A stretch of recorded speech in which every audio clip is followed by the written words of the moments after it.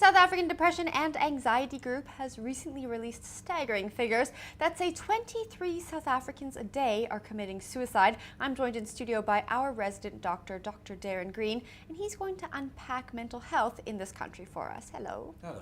Now we're talking about mental health today, and that number is actually quite scary. 23 South Africans a day are dying because of suicide. What does this tell you about mental health in the country? It tells you that we've got quite a sick community, and I think that a lot of the problems related to even our community-based problems, like things like crime, violence-based activities, etc., all might have a root in terms of mental health.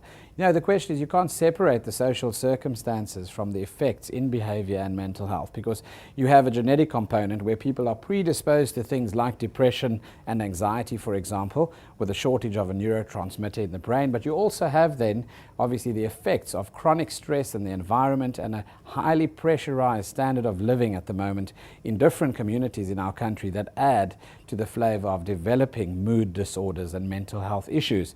The issue specifically here is that there are almost 200 attempts at suicide a day in our country, which means that, you know, it really is a significant problem. And what we need to be looking at is why is there such a high frequency of males as well that are actually successful at committing suicide. And, you know, a lot of that focus is based on the fact that tough boys don't cry and men don't talk about their feelings, etc. Women in general are prone to depression.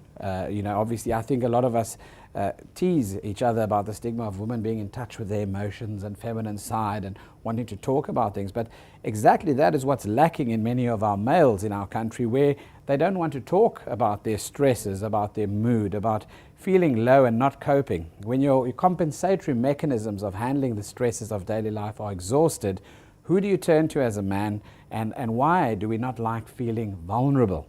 And a lot of it's based on how we were brought up, about men having to show the strong side all the time and not actually, you know, display that vulnerability.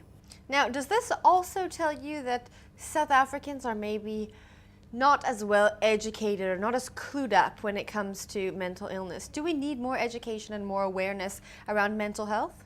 I think we need to destigmatize all the myths around it being a sign of weakness. I think what people don't realize is that, you know, circumstances and our circumstances in our country can be dire for many people. If you think of the unemployment rates, if you think of people that don't have a decent education, if you think of people that don't have decent housing, all that adds such a bubbling pressure cooker on the community in terms of dealing with emotional stress.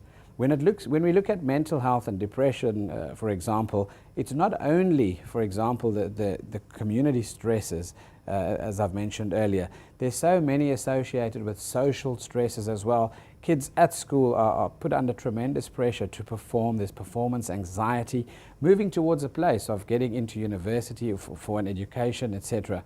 And then, of course, the financial stresses on households where moms and dads are both working, leaves the children at home quite often, and our nannies and teachers are actually raising our children. And that's if you can afford a nanny and if your children are going to school.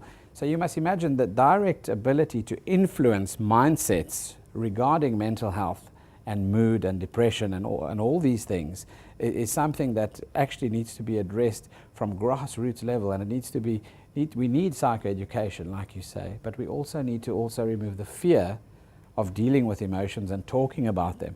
So I think where people should start is obviously in their own homes, where the conversations need to be facilitated around children. Both females and male children should feel comfortable and learn that there's a safe environment where you can actually disclose and talk about being bullied at school, talk about your fear of crime that's happening at school, talk about your fear of an exam, the anxiety of standing up in an oral, for example.